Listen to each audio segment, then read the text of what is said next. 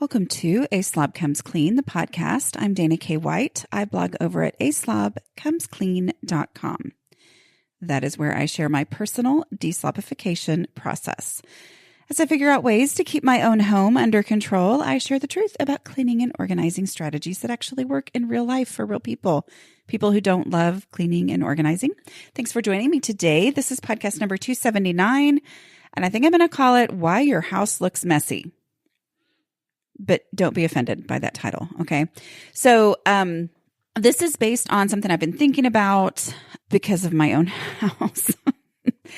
This is my own, what I'm going through lately. So I realized, and this was, I think it was before Christmas, but I realized I was like, okay, I just feel like my house is a disaster. Like, I'm like, what is wrong? I was trying to keep up with some of my dishes in my kitchen and all that kind of stuff. And I just was like, but I just feel like the clutter is just back. And what's happened? And I realized what it was.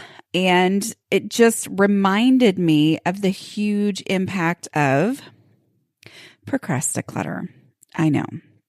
I will be talking about procrasticlutter and just the impact of that. So here's basically what's been going on. As you guys know, although I don't know if you know or not, because sometimes I'm vague and then sometimes I'm not, and I can't remember where I've been vague and where I've been not. But anyway, so y'all know last year I was working on a book, right? Okay.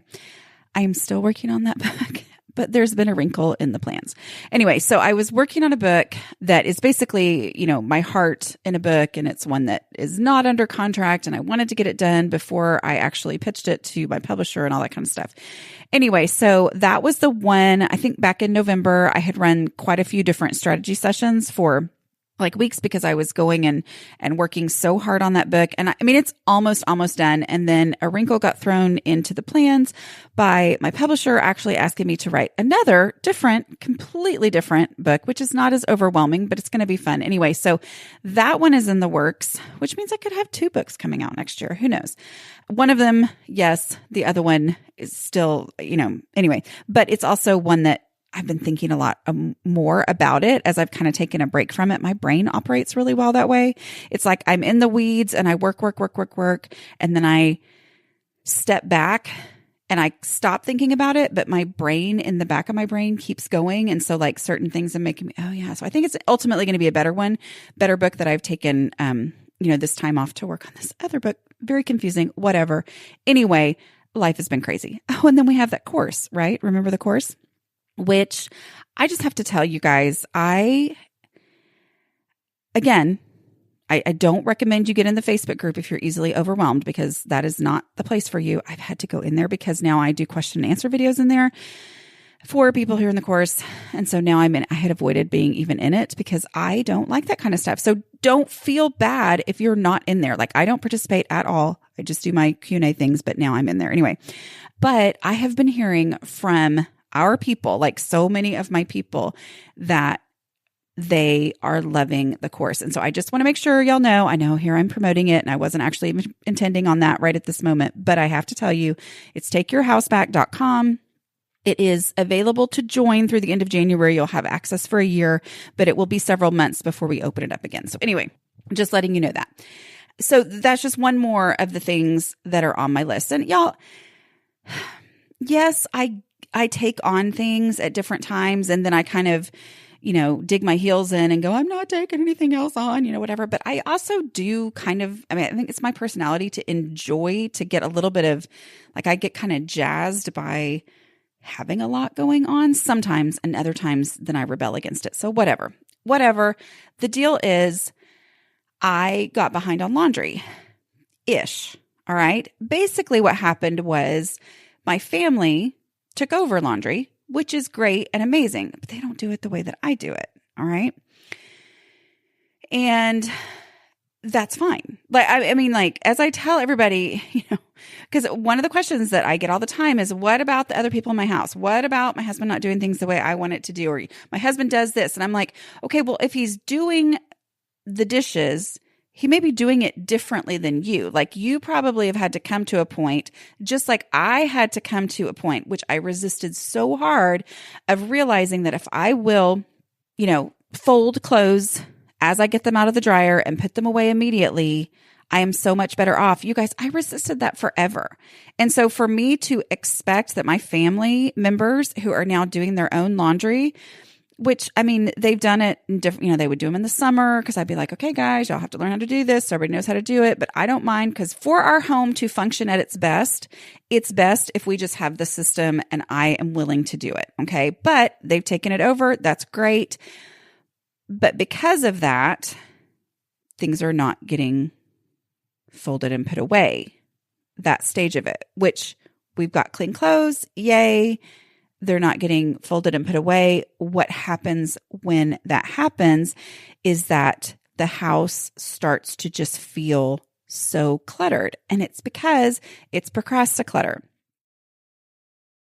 So, there is part of me that goes, have y'all not noticed that for the last, I would say 5 years, I've been putting clothes away immediately and we haven't had, couches or recliners covered in clean clothes. Have y'all not noticed that? I mean, that's me saying it as nicely as I can. But really though, I mean, like that thought does go through my head, like there's a really big difference, but it's such a weird, intangible difference. Like it's such a, it took me a while. I did not know the huge impact that it would have on my house to fold straight out of the dryer and put things away. Like I was shocked at that impact. I couldn't have predicted it because I just didn't understand how much of a difference it was going to make and how our house looked and felt overall. To not have that procrasticlutter sitting on the couch or the love seat, which we don't have anymore, or a recliner or whatever. So therefore, I guess, but it's a weird thing because it's not there. Do you know what I mean? Like, it's not like, oh, wow, have you guys not noticed the huge table that we have in this room? No, it's that they haven't noticed the absence of piles of clean clothes. Does that make sense? So I can't expect other people to do that. I'm thankful for them. They're taking care of their own laundry. They're going to have to figure out on their own, even though I tell them they're going to have to figure out on their own because that was me.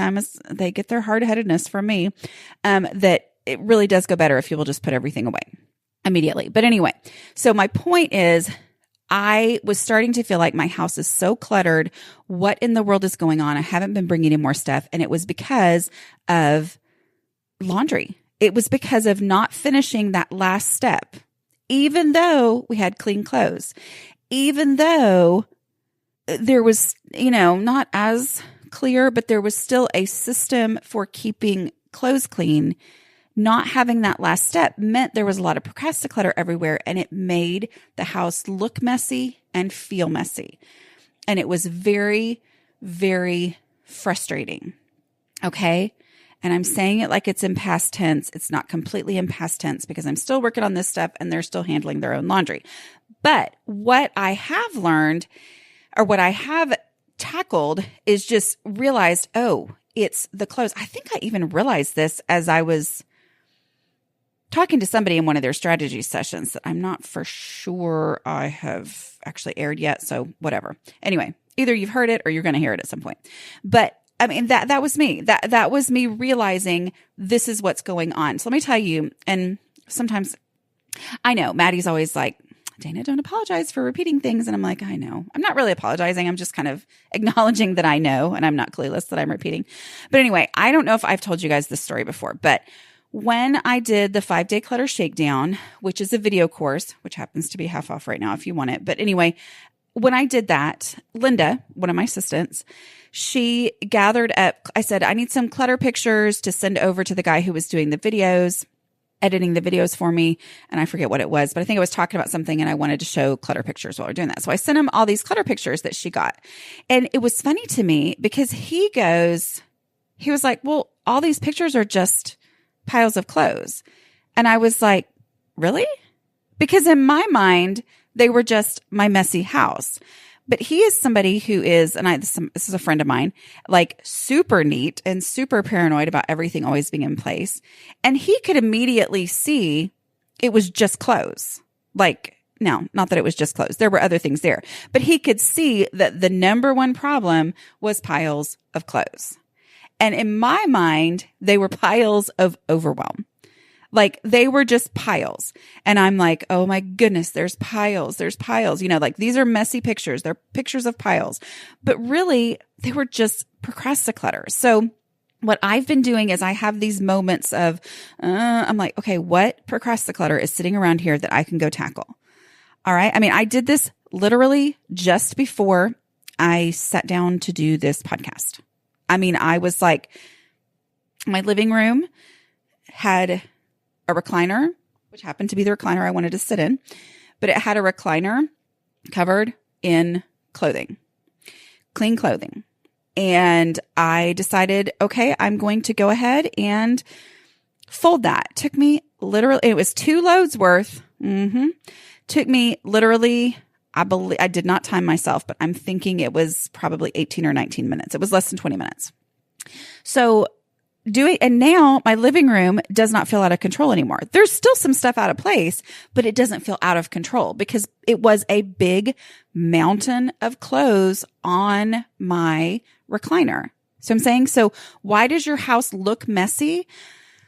There's all kinds of reasons. I mean, come on, we're not going to act like, oh, this is it. If you take care of this, then everything's fine. No, of course. We've talked about visibility rule. We've talked about clutter and we've talked about blah, blah, blah, and keeping the dishes done. But there is a pretty decent chance, even if you struggle with all those things, that a lot of it and a lot of what is legitimately making the house look messy is procrasticlutter. You know, it might be dishes that are on the counter that need to be washed. It might be dishes that have been washed and haven't been put away. It might be the pile of bags and gift wrap stuff that you left out in a corner since Christmas. And yes, it is January 11th, but whatever, when I'm recording this, because I mean, come on, this is us, but it very likely, if you will tackle the procrasticlutter, it is going to take you so far in making your house look messy. Or if you've already done so much decluttering in the past and you're thinking, why is my house looking messy again? Or why is my house looking messy, even though I have decluttered so much? Identify the procrasticlutter. I mean, it is amazing the difference that makes. Another example, not just the, unfolded clothes, is, so last Thursday, y'all, if you have kids going back to college, this is just mother to mother, okay, or to father, if there's fathers listening, or if you're in college yourself, even better. Go see what day they're supposed to go back, because it's possible. I mean, this is hypothetical, but it is possible that your kids might have assumed it was one day and it turns out it was actually like 10 days before what they were thinking.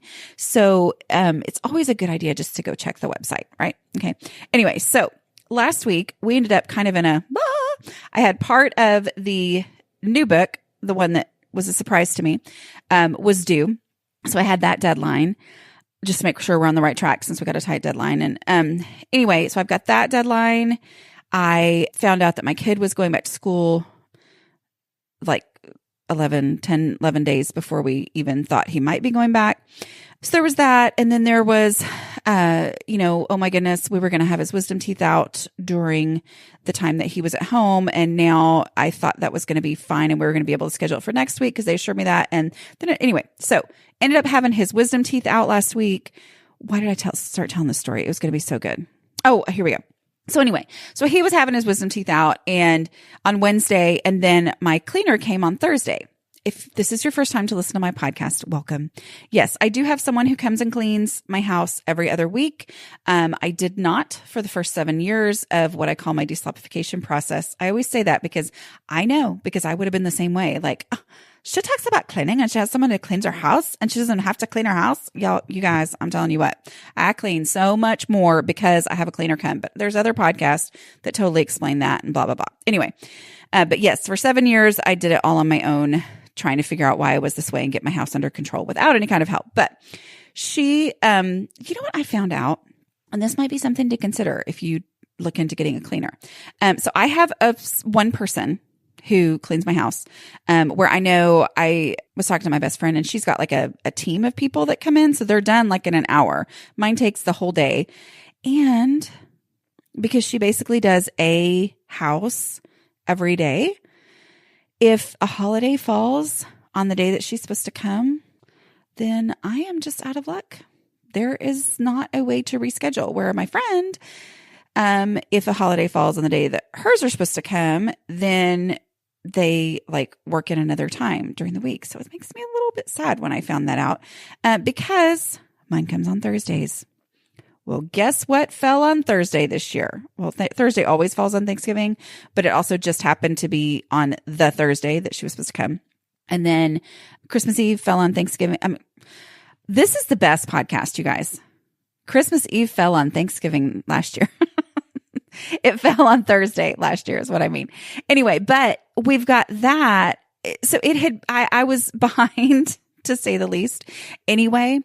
And because of that, I was already behind. And then because my week was insane last week, and then I was so I was able to get everything together. But then my kid, who we would have left the house and gone and done some back to school shopping instead. He just had his wisdom teeth out, which went very well, thankfully. Did y'all know that if you only have the top ones out, it's nowhere near as dramatic or expensive, thankfully. So I was very excited that he only had to have his top ones out. But it was the day after he had his wisdom teeth out. We weren't going anywhere. So he and I hung out in my room and watched TV. So she didn't clean in there. Okay. So I'm sorry, you guys, but if I'm already a little bit frantic and I'm picking up the rest of the house, I did my very best to not stuff shift, but I did stuff shift just a little bit, some stuff into that room to make it easier. Anyway, so my bedroom, all of a sudden, where it had been doing pretty good, was total disaster. I had procrasticlutter of clothing piles, okay, that needed to be dealt with. So on Saturday, I was like, okay, this is ridiculous. I am just going to see what I can do. Oh, I don't know how this has gotten so out of control. This may be dramatic, what was going through my head. But really, it was like, I don't know how this always happens. And my house is out of control again. I can't believe my master bedroom got out of control. I was like, you know what? I'm just going to do something. I'm going to work through my own decluttering process, which you guys can learn in Decluttering at the Speed of Life, wherever books are sold. But as I did that, it was like, oh, the only things in this space were basically procrasticlutter. Okay. I worked through my first 3 steps of the decluttering process and it was pretty much all gone. Meaning, I started picking up trash. That's my way to get myself moving and to actually start looking at individual items instead of the overall, oh my goodness, this is overwhelming pile, Did that. Easy stuff, just stuff that was out of place, because it had been stuff shifted there. And then just, some things that were like, oh, well, of course this stuff can go. I don't need to keep it. Donations. So anyway, but it was just a reminder again. It was like so many times when I get overwhelmed and I think, oh my goodness, my house is back to being a disaster. It's really just procrasticlutter, because visually procrasticlutter, it just makes your house look messy. The good news on that is to go, okay, so my house is looking and feeling messy. Let me identify the procrasticlutter. And procrasticlutter, the way I define it is it's the stuff that doesn't feel like real clutter. Like it doesn't feel like official clutter because it's clothes that need to be folded, things that need to be put away, stuff that got put there temporarily or left out temporarily. And so it's not official clutter. Some people call it cleaning up or tidying or whatever. Great for them. But because it's out, makes your house look and feel cluttered. You know what I mean? And when your house looks and feels cluttered, there's just less motivation to keep it looking nice. It's so much easier to just set something down on an already messy surface or in an already messy room. And so that procrasticlutter doesn't feel like real clutter, but if you skip it in this attempt to declutter the house or pick up the house, if you skip it because and the reason that I tend to skip it is I'm like, oh, well, I have to do that anyway. I'm going to have to do that eventually anyway. So I don't want to use, this is the way I feel. I don't want to use my decluttering energy now that I've got this energy to get my house under control. I don't want to use it on something like that I'm going to have to do eventually anyway. But the problem is if I skip that stuff, my house, no matter what I do, is going to still feel messy and look messy. Does that make sense? Here's the thing. Laundry is not the criminal in this who's causing my house to look messy. It's not laundry. It's the procrasticlutter, which is the last step of laundry. So what are things, if you're thinking, well, what is my procrasticlutter? What are things that you have mostly finished, but you haven't finished that last step? Maybe, and oftentimes it could be a craft project that you are almost done with, but you haven't actually completed it. And because you haven't completed it, you haven't put away the stuff for it because you're like, well, I'm technically still working on that. And so your brain justifies it being there, but then that space is messy and then that space attracts more stuff. Okay. So that last step, that's the criminal in my messy house. So I'm saying like, that's the one causing the problem. That is the issue.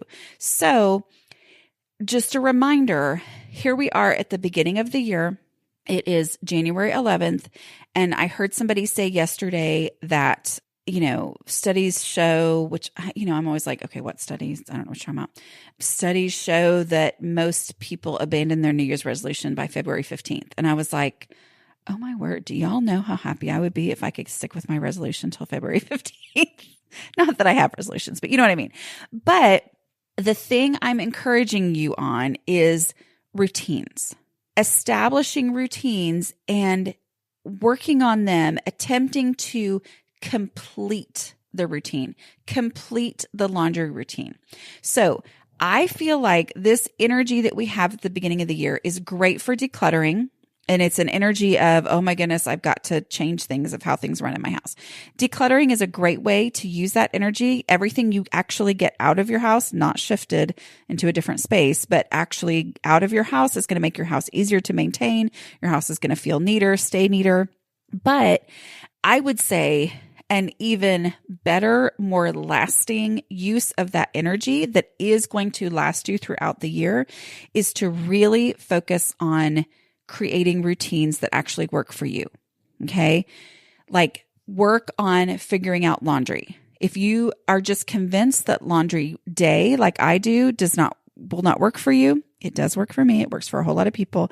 But if you are convinced that it would never work for you, okay, then whatever other method you want to try, which is pretty much the one load a day method, or the assigning each person does their own laundry on a certain day of the week or whatever, but focus on it. Use this energy at this time of the year to focus on it and say, okay, this is the routine that we're going to try and we're going to really focus. I am making it my goal as I have this on top of mind that this year's going to be different, that I am going to get laundry under control. If you're doing the one load a day, then that means that you are super focused on that.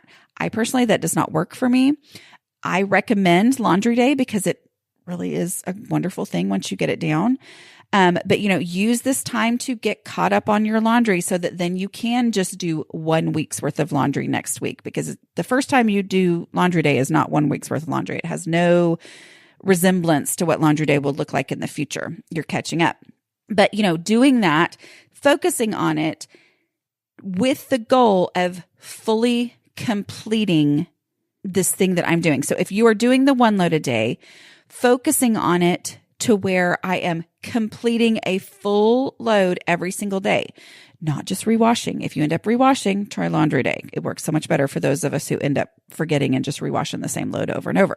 But anyway, work on the completing of that. Okay. Not just half doing it, but say, okay, I am focused at this time of year. So I'm going to focus on figuring out what is that last step and making sure that that last step is done, because that last step is if you don't do it, it's procrasticlutter, and procrasticlutter is the reason why your house looks messy and stays looking messy. Okay.